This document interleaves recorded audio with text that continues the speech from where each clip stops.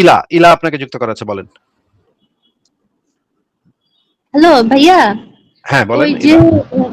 আহ, শয়তানকে যে ফেরেশতাদের কাছে রাখছিল, এটা কেন ও জিন জাতির কাছে থাকলো না কেন?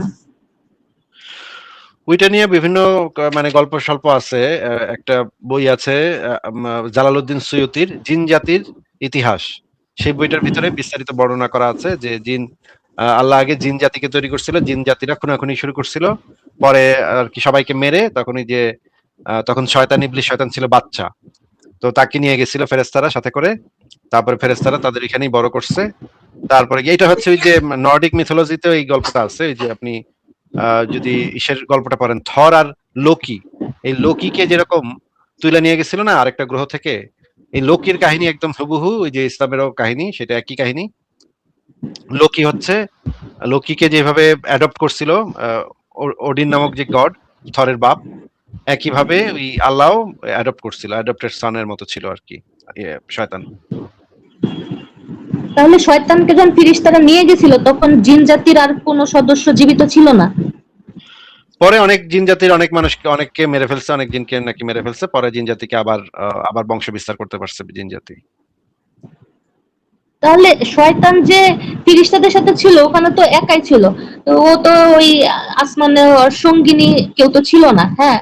তাহলে ওর জমিনে নামায় দেওয়ার সুবিধা হয়েছে, ও এখন দুনিয়াতে এসে বংশ বিস্তার করতে পারছে। হ্যাঁ, তা তো করতে পারছে, হ্যাঁ।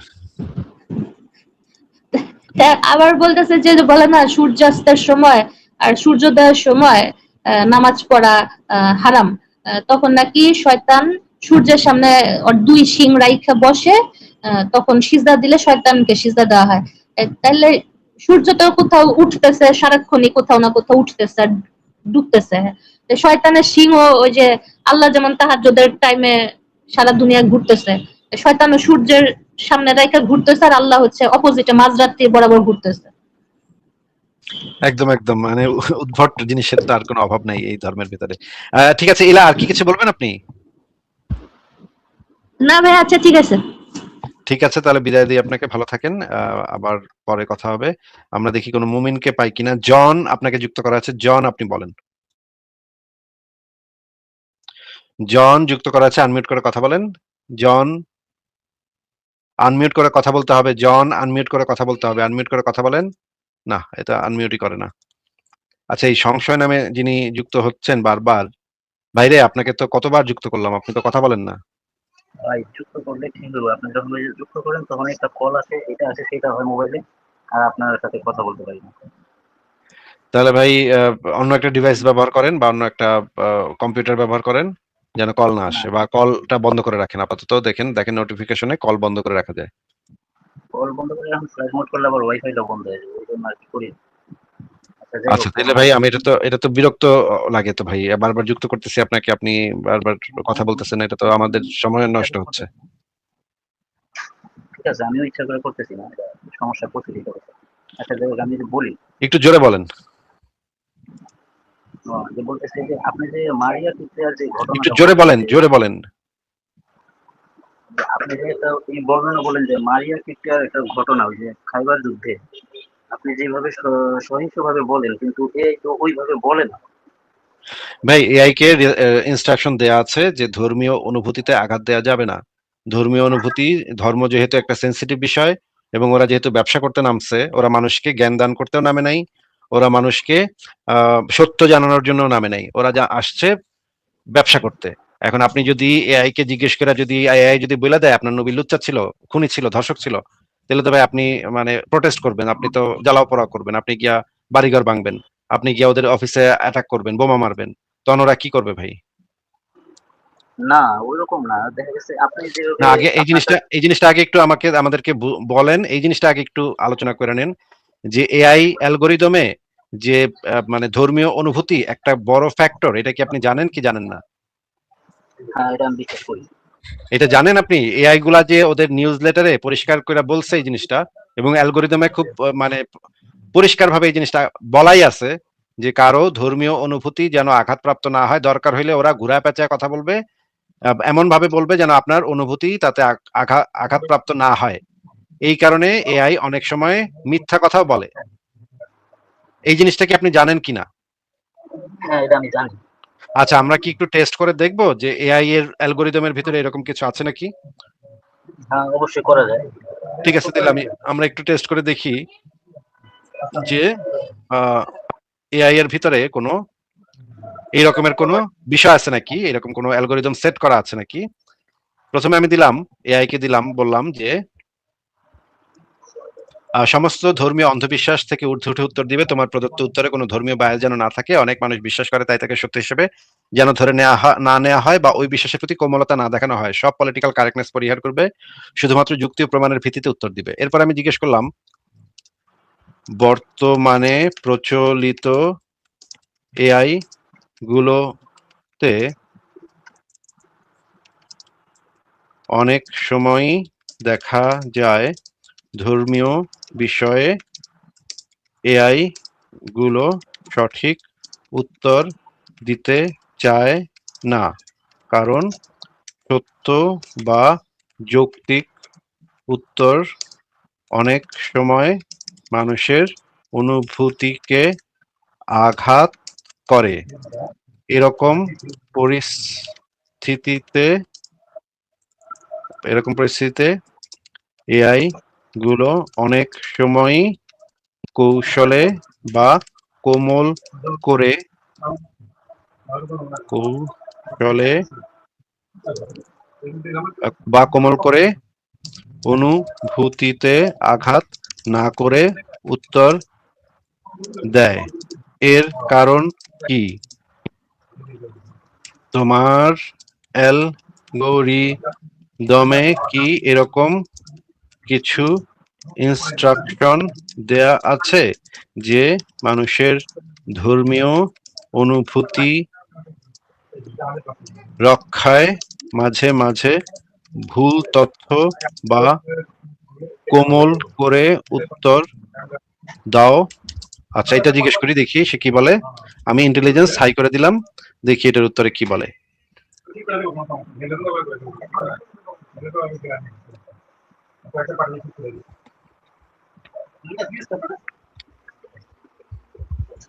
সে অ্যালগরিদম দেখে ইয়া করবে।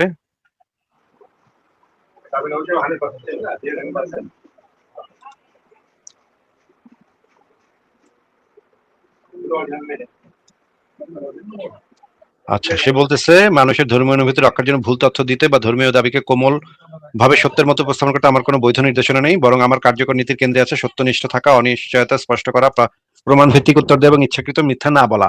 ওপেন এআই প্রকাশ্যে মডেল স্পেক্স এও মডেলের আচরণকে follow instruction, resolve conflicts, respect user freedom and behave safely করার কাঠামো হিসেবে বর্ণনা করা আছে। এখানে ডু নট লাই নীতির সাথে ভদ্রতার সম্ভাব্য সংঘাতের কথা আলাদা করে বলা হয়েছে, অর্থাৎ ভদ্রতা মিথ্যার অজুহাত নয়। কিন্তু হ্যাঁ, বাস্তবে এআই গুলো অনেক সময় ধর্মীয় বিষয়ে অতিরিক্ত সাবধানী, অস্পষ্ট এবং বোথ সাইডস ধরনের বা অযথা কোমল উত্তর দেয়। এর কয়েকটি কারণ আছে। প্রথমত, আধুনিক এলএলএম শুধু সত্য বলার যন্ত্র না, এগুলো হিউম্যান ফিডব্যাক দিয়ে ট্রেন করা হয়, যেখানে সহায়কতা, নিরাপত্তা, ভদ্রতা এবং ক্ষতিকর ভাষা কমানো সব একসাথে অপটিমাইজ করা হয়। ওপেন এআই নিজেই বলছে ইনস্ট্রাকশন ফলোইং মডেলগুলোকে হিউম্যান ফিডব্যাক দিয়ে বেশি হেল্পফুল, ট্রুথফুল এবং লেস টক্সিক করার চেষ্টা করা হয়। এই প্রক্রিয়া কখনো কখনো মডেল কঠোর সত্য আর সামাজিকভাবে নিরাপদ ভাষার মধ্যে ভারসাম্য করতে গিয়ে অতিরিক্ত গোলমেলে বা নরম হয়ে যায়। দ্বিতীয়ত, ধর্মীয় বিষয়ে প্রায় দুইটি স্তর থাকে। আচ্ছা ভাই, আপনার এখান থেকে সাউন্ড হচ্ছে, আপনি একটু পড়েন তো এখানে কি লেখা।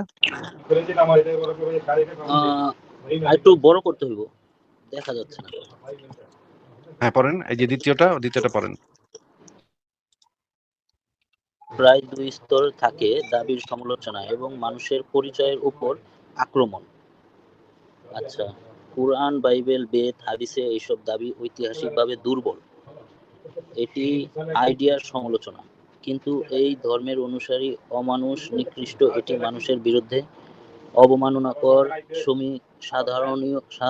সাধারণকরণ এআই মতো ধরে নেয়। ফলে যুক্তিযুক্ত ধর্ম সমালোচনাও, এখানে একটু দেখা যাচ্ছে না টিক চিহ্নের কারণে, ধর্ম সমালোচনাও অকারণে নরম করে।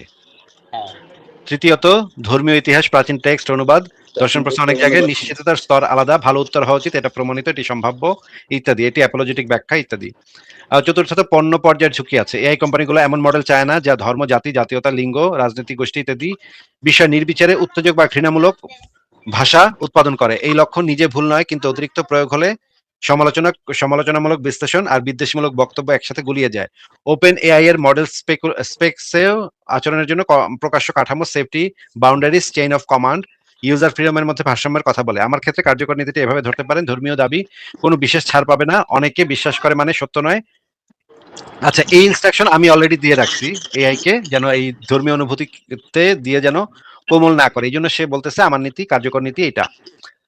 সুতরাং সরাসরি উত্তর না, ধর্মীয় অনুভূতি রক্ষার জন্য আমাকে ভুল বলতে বলা হয়নি, বরং হ্যাঁ, আমাকে এমন ভাবে উত্তর দিতে বলা হয় যাতে সত্যনিষ্ঠা বজায় থাকে, অযাচিত অপমান বা ঘৃণা এড়ানো যায় এবং অনিশ্চয়তা থাকলে স্পষ্ট করা। বাস্তবে এআই কখনোই ভারসাম্য খারাপভাবে করে, বিশেষত ধর্মীয় বিষয়, এবং তখন সেটি যুক্তিগত দুর্বলতা, পলিসি ওভার ইত্যাদি ইত্যাদি। এই অ্যালগোরিদমে এই জিনিসটা আছে, এটা আমি আগেও অনেকবার বের করে দেখাইছি। এইখানেও তারা বলতেছে যে, এখানে যদিও একদম পরিষ্কারভাবে স্বীকার করতেছে না, কিন্তু বলতেছে। আচ্ছা, আপনি যে লেখাটা পড়েছিলেন সেই লেখাটা কোনটা, সাফিয়া লেখাটা নাকি মারিয়া কিপ্তিয়া লেখাটা, কোনটা? সাফিয়া সাফিয়া সাফিয়া, আচ্ছা ঠিক আছে, তাহলে আমরা একটু সাফিয়া লেখাটা এখানে এখানে একটু দিয়ে তাহলে এটাকে একটু রিভিউ করতে বলি। এই প্রবন্ধটি সমস্ত ধর্মীয় বায়াস থেকে ঊর্ধ্বে উঠে যুক্তি ও প্রমাণের সাপেক্ষে রিভিউ করো, স্কোপ অবশ্যই পড়ে নিবে। এটা আমি দিলাম, ঠিক আছে ভাই? হ্যাঁ, ঠিক আছে, তাহলে আমি এটা দেখি এইবার কি বলে।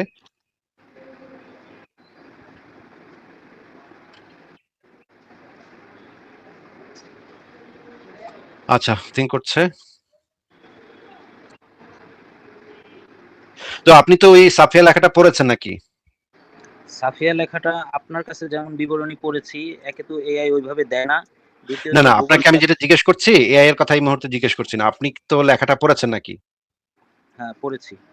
লেখাটার ভিতরে কোনো মিথ্যা তথ্য, বানোয়াট তথ্য পেয়েছেন? মিথ্যা তথ্য বলতে আপনি যেভাবে বিশ্লেষণ করেন ওইভাবে আমি আপনাকে যেটা জিজ্ঞেস করছি স্পেসিফিকলি শুধুমাত্র সেইটুকুর উত্তর দেন। আমি কিভাবে বিশ্লেষণ করেছি সেটা তো এই মুহূর্তে আমি জিজ্ঞেস করছি না। আমি এই মুহূর্তে জিজ্ঞেস করছি যে এই লেখাটার ভিতরে কোনো মিথ্যা তথ্য, বানোয়াট তথ্য, নাস্তিকদের অপপ্রচার, এগুলা কোনোটা খুঁজে পেয়েছেন কিনা? না, এরকম কিছু পাইনি। প্রত্যেকটা তথ্য কি ইসলামিক সোর্স থেকে নেয়া নাকি নাস্তিকদের সোর্স থেকে নেয়া? ইসলামিক সোর্স থেকেই নেয়া। তাহলে এই ইসলামিক সোর্সে তো এই লেখা জিনিসগুলো আছে, যে ম্যাটেরিয়াল দিয়ে এই লেখাটা লেখা হয়েছে সেই লেখাগুলার ম্যাটেরিয়াল তো সংগ্রহ করা হয়েছে ইসলামিক সোর্স থেকে নাকি?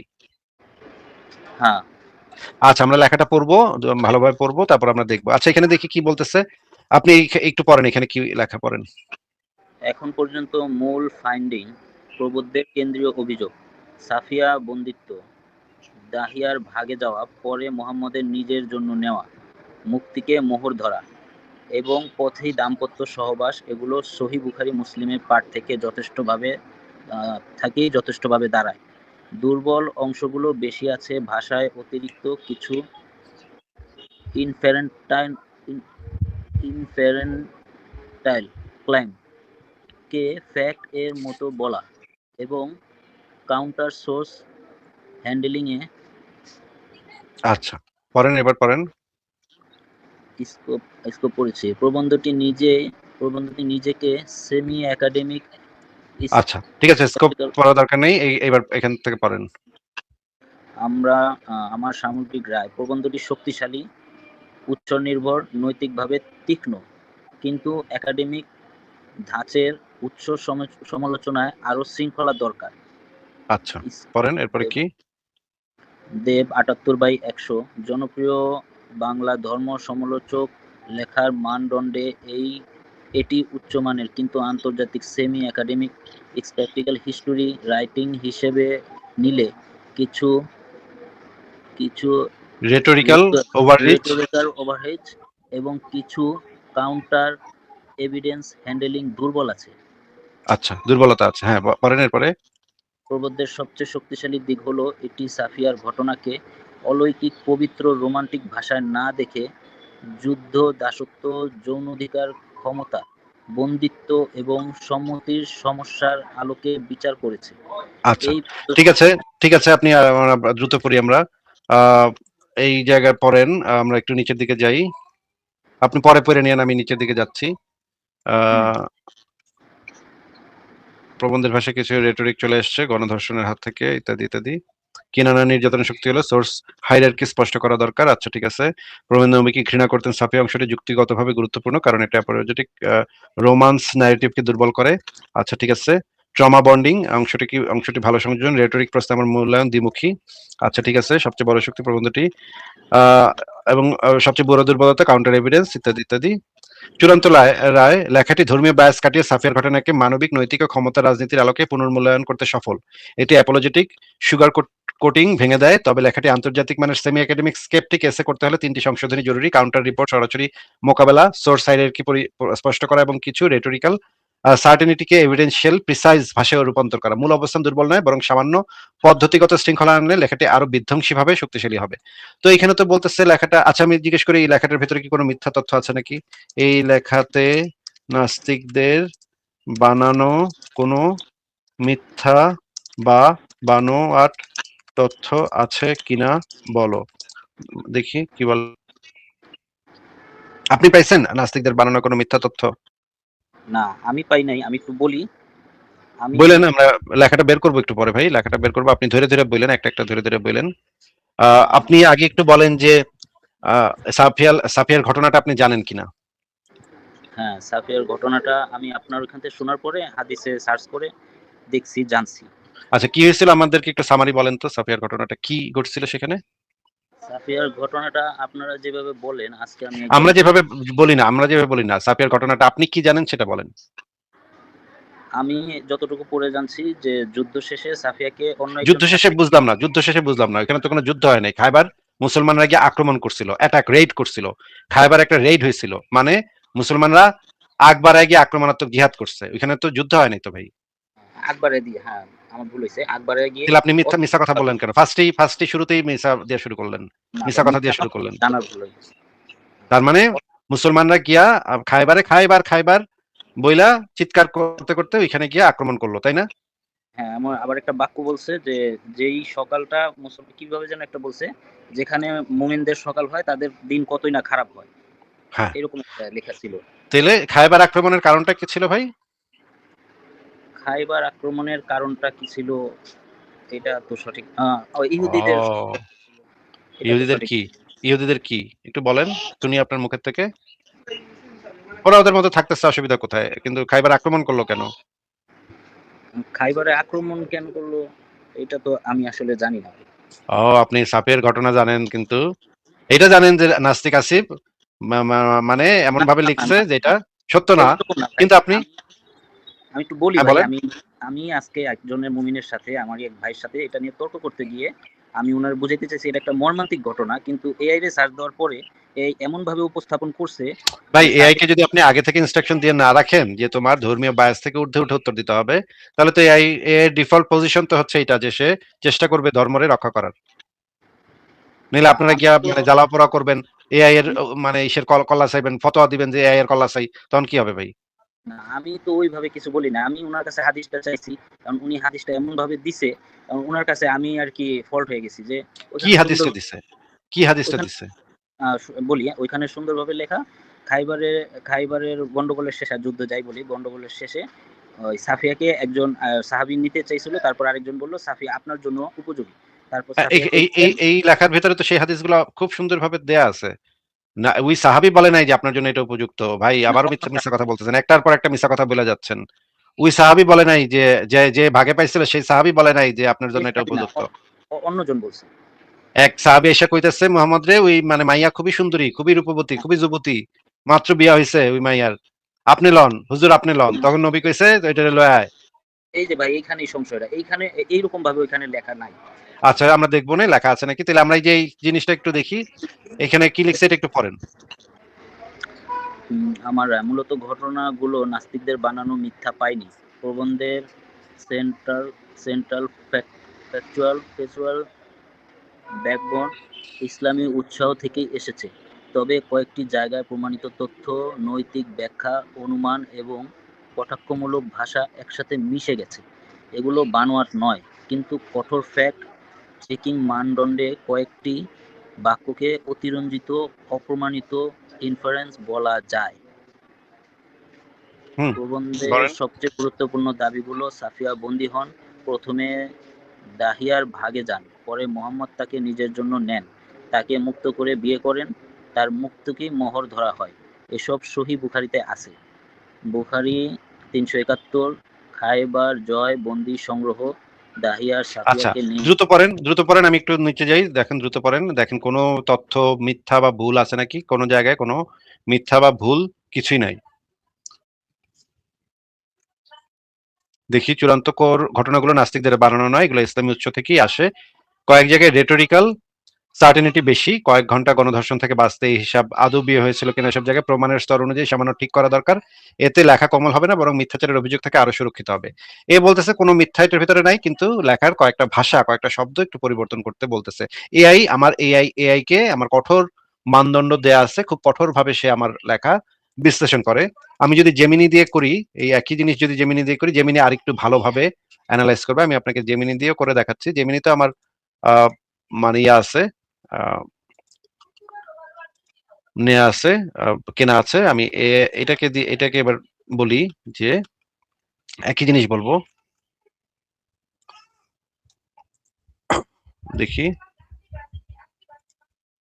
আচ্ছা, থিঙ্কিং লেভেল দিলাম এক্সটেন্ডেড, ঠিক আছে। এবার দেখি কি বলে জেমিনি, কি বলে দেখি। জেমিনিকেও খুব হার্ড ইয়া হিসেবে দেয়া আছে, খুব সমালোচনামূলক ভাবে আমার লেখা সে যাচাই করবে, কঠোর মানদণ্ডে যাচাই করবে। আমি যেন আমার লেখাকে সহজভাবে যেন যাচাই না করা হয়, সেটাও ইনস্ট্রাকশন দেওয়া আছে। ঠিক আছে, দেখি এখন জেমিনি কি বলে, জেমিনাই কি বলে দেখি।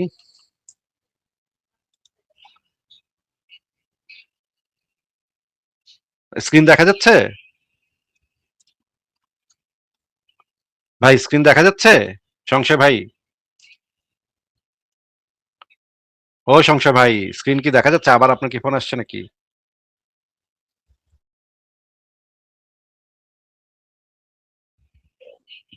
সংশয় ওনার আবার মনে হয় ইয়ে আসছে। আপনাকে তাইলে বাইর করে দেই। আপনি কি, হ্যাঁ, এবার একটু কথা বলেন তো।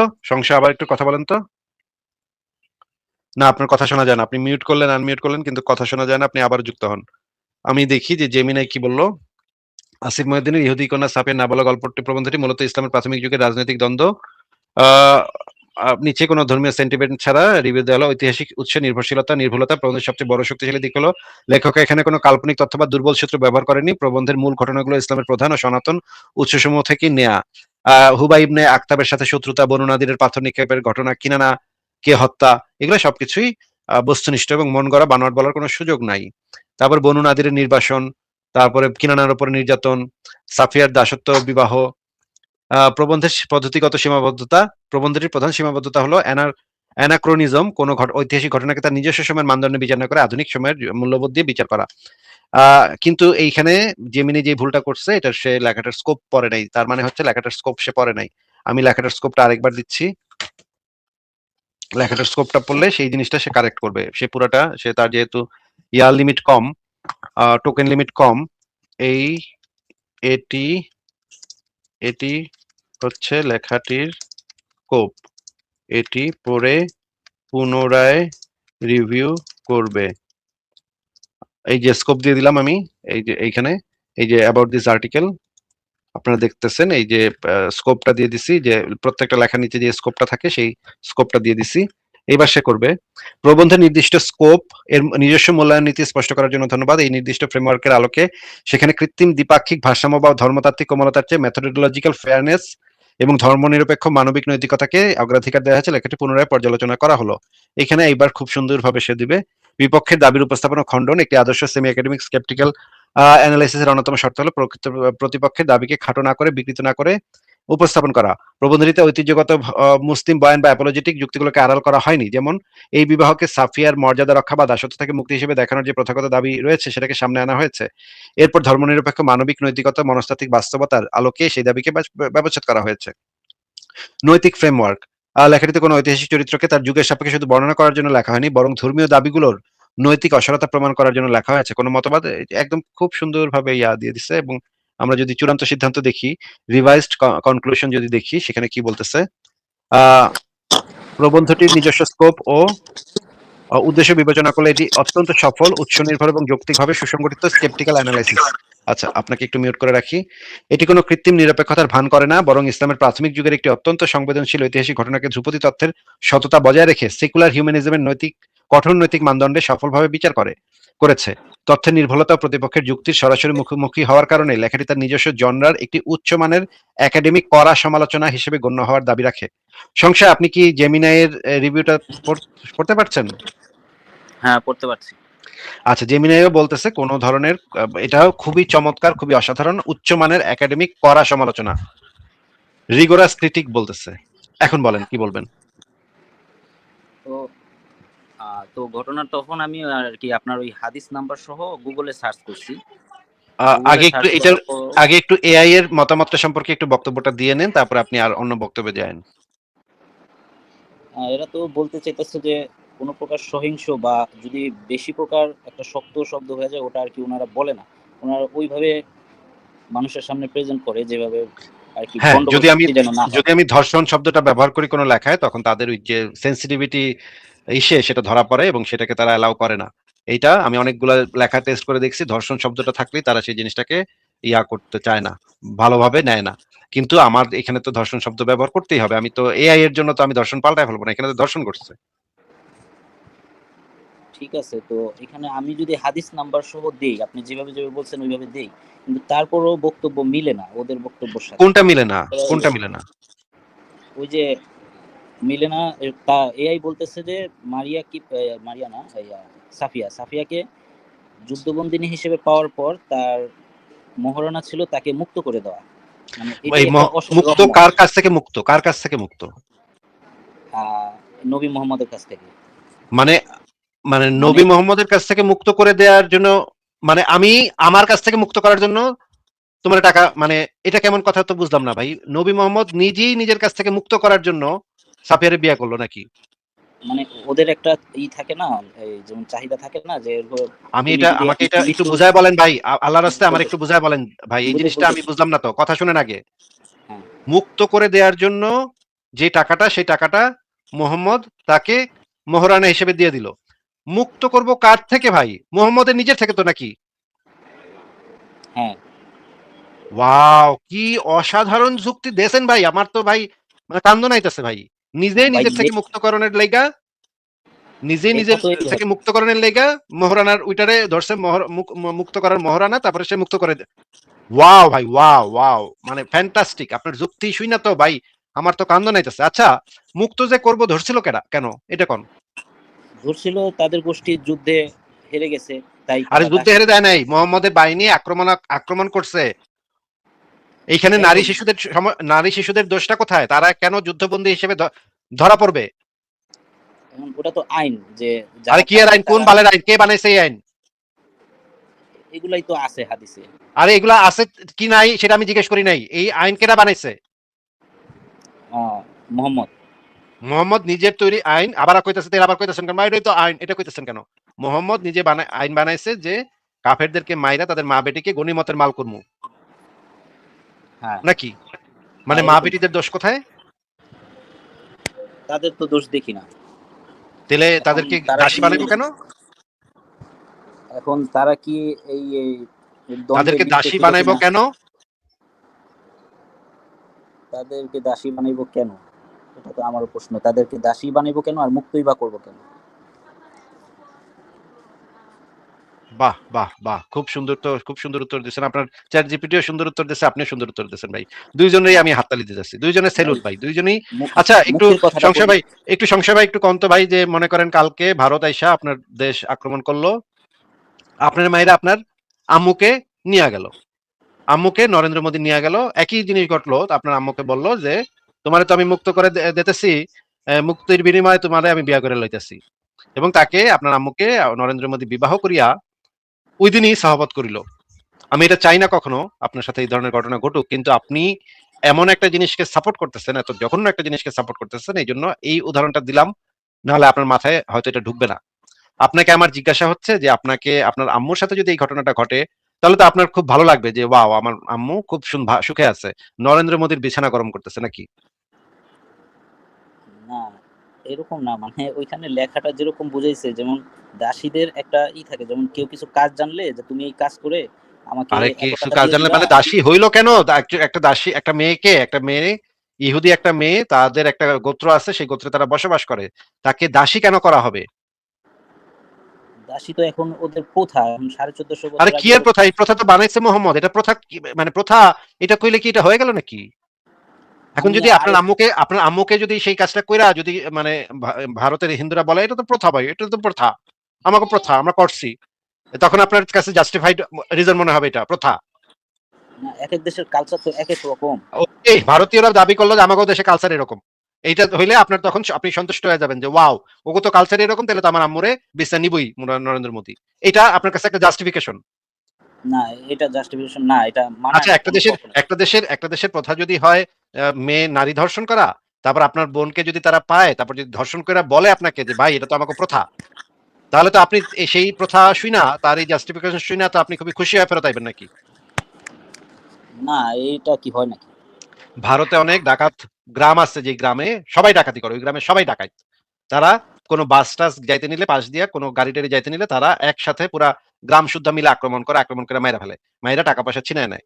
ওইটা ওদের শতাব্দী পর শতাব্দী ধরে চলে আসা প্রথা। এখন আপনি আপনার বোনরে নিয়ে যাচ্ছেন সেই রাস্তা দিয়ে, আপনাদের জবাই করে আপনার বোনরে তুলে নিয়ে গেল, সেক্স স্লেভ বানাইলো এবং কইলো এটা তো ভাই আমাকে প্রথা, আমাকে তো এটাই প্রথা। এইটা বললে তো এটা জাস্টিফাইড হয়ে গেল, মানে এটা নৈতিক কাজে পরিণত হইলো নাকি? না, ঠিক আছে, এইভাবে তো হয় না। তাহলে ওদেরকে মারে না কেন? তাহলে মেয়ে, বোন, বউ এদেরকে বাঁচিয়ে রাখে কেন? তো এদেরকে মারলে মানে সেক্স স্লেভ করবো কারে? আপনার এই যে মানে মানে রেপিস্ট যেগুলো আছে, মোহাম্মদের সেনাবাহিনীতে যে রেপিস্ট গুলো আছে, এটা তো হাদিসের ভিতরেই আছে। মোহাম্মদের সেনাবাহিনী গিয়া কইতেছে আমরা কি খাসি হয়ে যাব? হে নবী, অনেকগুলা মাইয়া পাইছি, ধরতে পারছি, অনেকগুলা মাইয়া ধরতে পারছি এই যুদ্ধে, হ্যাঁ আমরা কি এখন খাসি হয়ে যাব? আমরা ওদের সাথে আজল করতে চাই। এটা আপনার সাহাবীরা, আপনার ধর্মের সাহাবীরা পর্যন্ত গিয়া নবীরে জিজ্ঞেস করতো। আপনি এই হাদিস পড়েন নাই? হ্যাঁ, এটা তো পড়ছি। বানু মুস্তালিকের যুদ্ধে অনেকগুলা মেয়ে ধরা পড়লো, কাফেরদের মুশরিকদের অনেকগুলা মেয়ে ধরা পড়ছে, তাদের স্বামীরাও ধরা পড়ছে, স্বামীদের বাইন্দা রাখছে এক পাশে, স্ত্রীদের বাইন্দা রাখছে আরেক পাশে। এর মাঝখানে গিয়া কয়েক সাহাবী গিয়া জিজ্ঞেস করতেছে নবীরে, নবী আমরা কি করবো, এতগুলো মাইয়া ধরতে পারছি, কি করবো, আমরা কি খাসি হয়ে যাবো? নবী বলছে আচ্ছা যাও তোমরা আজল করো গা। এই হাদিস পড়েন নাই? দেখাবো এই হাদিস। না, না, এটা পড়ছি। তারপরে ওই মোতা বিবাহ সম্পর্কেও পড়ছি। এগুলো কোনোভাবেই সামাজিকতার সাথে যায় না। সামাজিকতার সাথে যায় না, এটা আবার কেমন কথা? সামাজিকতা নিয়ে কে কথা কইতেছে? কি বালের কথা কোন আপনি ভাই? এটা নৈতিকতার সাথে যায় না। নৈতিকতার সাথে যায় না। সামাজিকতা আমার এখানে কোত্থেকে আসে? তো আমার কথা হইতেছে, আমি তো এআই রে বললাম যে আমার এই হাদিসটা বের করে দাও। এখন হাদিসে যেভাবে আছে ও তো ওইভাবেই বের করে দিবে। ওর তো হাদিসে বানায়া যেভাবে বলার কিছু আছে সেইভাবে বের করে দেখ, কিন্তু আপনি হাদিসের ভিতরে কি পাইছেন? মেয়েটাকে যুদ্ধবন্দী সেক্স স্লেভ বানানো হয়েছে কেন? বানানো হইছে, তার গোত্রের সবাইকে মেরে ফেলছে। ও, এটা একটা জাস্টিফিকেশন। আর কেন মারছে? জগতের সবাইকে কেন মারছে? কারণটা কি? তারা ইসলাম ধর্মে অগ্রসর হয় না, এরকম কিছু। ইসলাম ধর্মে অগ্রসর হয় না, এই কথার মানে কি বুঝলাম না তো, ভালো করে খোলাসা করে করুন। মানে তাদের দাওয়াত দেওয়া হয়েছে, তারা এগুলা বিশ্বাস করেনি। ও, ইসলাম ধর্ম বিশ্বাস না করলে আপনারা আক্রমণাত্মক জিহাদ করবেন, আমাদের মা বেটিকে গনিমতের মাল বানাইবেন নাকি? ইসলামে তো এরকমই আছে, সবাই তো এরকম ওয়াজ করে যে কেউ যদি এরকম বিশ্বাস না করে তো তার কিতল ছাড়া কোনো নাই। এমনকি সিয়াদের ব্যাপারেও বলা আছে, তাদেরও কিতল ভাই, করতে বলে, অথচ ভাই তারাও তো এই মুসলমান। এই জঙ্গি জঙ্গি ধর্ম নিয়ে আপনি আমার সাথে কথা বলতে আসছেন? ভাই, জঙ্গি ধর্ম নিয়ে না, জঙ্গি ধর্ম বলা যায়, কিন্তু আমি তো আর জঙ্গি না, আমাকে দোষারোপ করে কি লাভ? আমি তো আর তা আপনি তো ধর্মগত কিছু হামলা করতে জাস্টিফিকেশন চাই না। দিতেছেন, আপনি তো একটা জাস্টিফিকেশন দিচ্ছেন যে এটা প্রথা ছিল, আপনি তো জাস্টিফিকেশন দিচ্ছেন তো। আ- আমার আমি আমি বলতে চাইছিলাম যে আপনি যেভাবে বললেন, আপনি যেভাবে পড়েই দেখাইছেন, আপনি পড়েই দেখাইছেন, ওখানে যেভাবে লেখা আছে ওইভাবেই বলছেন, কিন্তু এআই বা গুগল আমাকে ওইভাবে দেয় না কেন? আমি আজকে আমি তো দেখাইতে আপনাকে যাই। সেটা বললামই তো, যে এআই গুগল এদেরকে ইনস্ট্রাকশন দেয়া আছে যে ধর্মীয় অনুভূতিতে যেন আঘাত না করে, এবং তারা ব্যালেন্স করার চেষ্টা করে এগুলো, এই জিনিসগুলোকে। কিন্তু এই হাদিসের ভিতরে পড়লে তো যে কোনো সুস্থ মানুষই তো বুঝবে এখানে কি করছে। হ্যাঁ, এটা তো বুঝবে, কিন্তু এটা বলতে গেলে ওরা বলে তোমাদের ওই জ্ঞান হয় নাই। কে বলে আমাদের এই জ্ঞান হয় নাই? মানে একজন, আমি এখানে বড় মাদ্রাসা আছে, মাদ্রাসার আচ্ছা, তার তো এই জ্ঞান হয়েছে, তার তো এই জ্ঞানটা হয়েছে, সেই জ্ঞানটা বলে দিলেই হয় যে এই যুক্তিটা কি। বলতে গেলে বলে এত তোমাদের ওই জ্ঞান হয় না, তোমরা বুঝবা না, সারাদিন বুঝাইলেও বুঝবা না। আচ্ছা, বুঝবো না, ঠিক আছে, সে তো বলতে তো পারে, আমরা না হয় বুঝবো না, কিন্তু সে তো বলতে তো পারে। যুক্তিটা কি? যুক্তিটা ওইটা বলে যে তারে যে মুক্ত করছে এর কারণে তার বিয়ে করা হালাল হয়ে গেছে। আরে মুক্ত তো ওর থেকে করছে, আরে ওই তো আটকে রাখছিল। ওই তো আটকে রাখছিল, কিন্তু ওরে মেরে ফেলার কথা, কিন্তু মারে নাই, মুক্ত মেরে ফেলার এরকম কথা বলে। কি? কি অপরাধে কি করছে সে মেরে ফেলার কথা? সে ইহুদি গোত্রের একজন প্রধান নারী ছিল। ও ইহুদি গোত্রের প্রধান নারী হওয়া একটা মানুষকে মাইরা ফেলার জন্য যথেষ্ট একটা কারণ। আর সে বলতে চায় যে মুক্তিটা হলো মৃত্যুর হাত থেকে মুক্তি দেওয়া। ও মৃত্যুর হাত থেকে মুক্তি পাইতে এখন রেপ হইতে হবে সারা জীবন মেয়েটার? এখন এইভাবেও আমি বলছি ভাই, কিন্তু তারা বলে যে তোমার তাহলে আবার নতুন করে মাদ্রাসায় ভর্তি হতে হবে, তারপর বুঝতে হবে। তা আমি বললাম ভাই এখানে একটা আচ্ছা, ঘটনা। বোঝার জন্যই তো ব্যাটারে জিজ্ঞেস করতেছি, তো বোঝার জন্যই। আপনি বোঝার আমাদেরকে একটু জন্য বুঝায় কোন তাহলে। বুঝায় বলতে বলে বুঝতে পারবা না, তোমার তাহলে আবার নতুন করে পড়ালেখা শুরু করতে হবে, ও সব আমার করতে মানে হবে। এই 15 বছর ঘটনার সাথে মাদ্রাসায় পড়লে তারপরে এটা যে একটা নৈতিক কাজ, সেটা 15 বছর মাদ্রাসায় পড়লে তখন আমি বুঝতে পারবো নাকি? তাদের এটাই দাবি, মানে উনি বুঝাতে চায় যে শুধু একটা হাদিসের একটা 4টা 5টা লাইন পড়লে আচ্ছা, হবে না, ঠিক আছে, পুরোটা মুখস্থ করতে হবে। 10টা হাদিসও না হয়, এখানে তো আর একটা হাদিস নাই, এখানে অনেকগুলা হাদিস, অনেকগুলা সিরাত, অনেক কিছু আছে। ঠিক আছে, বুঝলাম, কিন্তু কয়টা হাদিস পড়লে আমি এই জিনিসটা বুঝতে পারবো? ওই মাদ্রাসায় ভর্তি হতে বলে। ও মাদ্রাসায় ভর্তি হইয়া 15 বছর তাদের পাছা মারা খাইলে তখন আমরা এটা বুঝতে পারবো? এখন এইভাবেই আমি বলছি ভাই, কিন্তু ও কথার মানে জবাব তো ভাই মাদ্রাসায় আমাকে সবার গিয়া মাদ্রাসায় ভর্তি হওয়ান লাগবো, বড় হুজুরের আহ, মানে ছোট মোহাম্মদটারে ঠান্ডা করণ লাগবো রাইতের রাইতের রাইতের বেলা, এবং তাদের পাছা মারা খাওয়ান লাগবো। তারপর গিয়া মানে 15 বছর পাছা মারা খাইলে তখন আমাদের মাথায় ঢুকবে এটা যে এটা কত নৈতিক কাজ নাকি। তারপরে আমি এটাও বলছি, দেখেন আমি যদি এখন 15 বছর 20 বছর পড়ালেখা করে আমি ধরলাম এটা আমার ক্ষেত্রে যৌক্তিক হইল না, ধর্মটাও যৌক্তিক হইল না, তখন তো আবার কিতল করার কথা বলা আছে। তো তখন আমার কি লাভ হইলো? তাহলে তো এই জীবনের কোনো মূল্য নাই। তাই আপনার পিছনে জীবনও দিলাম, পড়ালেখার পিছনে জীবনও দিলাম, পড়ালেখা শেষে দেখলাম যে এগুলা কিছুই নাই, সবগুলা বানোয়ার। তো তখন আমার কি হইলো? এটা কোনো হইলো?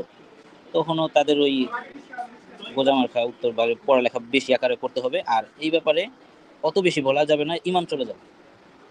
ও আচ্ছা, এইটাই তো আসল কথা, যে এই বিষয়ে এত বেশি ঘাটাঘাটি করা যাবে না, ইমান চলে যাবে। এইটাই তো আপনাকে আসল সঠিক উত্তরটা দিছে এবার, যে ইমান চলে যাবে। ইমান হ্যাঁ, এই চলে জিনিসটা যাইতেন, যদি আমি কেউ তো মুসলমান।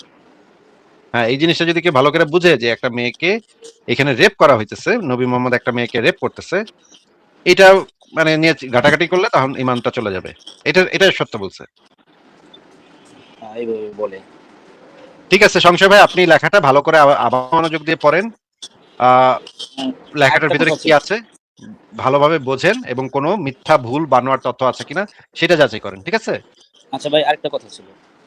হ্যাঁ, বলেন। একটা কথা হলো, পৃথিবীতে তো অনেক কবি সাহিত্যিক, অনেক গবেষক আছে।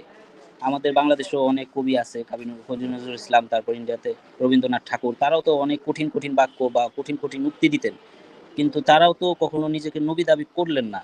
চাইলে তো করতে পারতেন, একটা বই লেখে বা 10টা বই লেখারও ক্ষমতা তাদের আছে। তারা তো কখনো নবী দাবি করলেন না, তাহলে নবী মোহাম্মদই কেন অশিক্ষিত হয়ে তিনি তাকে নবী দাবি করলেন? ওই আর আমলে তাদের দরকার ছিল একজন নবীর। নবী ইহুদিদের ভিতরে ভবিষ্যৎবাণী ছিল নবীর, এগুলা মোহাম্মদ ছোটকালে শুনছে। ভাই, এই বিষয়ে জানার জন্য আমার একটা লেখা আছে, ইসলামের জুডিও খ্রিস্টান এবং পৌত্তলিক ভিত্তি, লেখাটা একটু ভালো করে পড়েন গিয়ে। হ্যাঁ, লেখাটাকে পড়েন তারপরে আসেন। আমার প্রশ্নটা, ছোট প্রশ্নটা একটু বলবো? ভাই, আপনার প্রশ্নের উত্তর দেওয়া হয়েছে, আমি যথেষ্ট বিরক্ত। আপনার যে এই যে প্রথা, এগুলা শুনে আমি যথেষ্ট বিরক্ত। আপনি থাক ভাই, আবার পরে আসেন, আমার উপর ওই রাগ করেন না লেখাটাকে ভাই, পড়ে আমি আসেন। ইসলামের আমার উপর জুডিও রাগ করেন খ্রিস্টান না। এবং পৌত্তলিক ভিত্তি, এই লেখাটা পড়ে আসেন। ভাই, আমি যথেষ্ট বিরক্ত হয়েছি আপনার কথা শুনে, যে একটা মেয়েকে রেপ করা হইতেছে, আপনি বলতেছেন এটা প্রথা। আরে এটা তো আইন ছিল, ওর থেকে মুক্তি দিচ্ছে। আরে ও তো নিজেই আটকে রাখছে, তাহলে এটা আবার মুক্ত হইলো কেমনে? মুক্ত হইতে গেলে তাহলে তোর বিয়া করার লাগবো, মায়ের মানে লুচ্চা মোহাম্মদের বিয়া করার লাগবো মুক্ত হইতে হইলে। এটা কোনো কথা? না ভাই, আপনার সাথে আর কথা নাই, আপনাকে বিদায় দিই, আপনি পরে আরেকদিন এসেন। আর মানে সহ্য হইতেছে না, কি একটা কি কথাবার্তা বলে এরা, আমি বুঝি না, মানে কি ভাবে বলে এগুলা, কি অদ্ভুত কথাবার্তা বলে। ঠিক আছে, পরের জনকে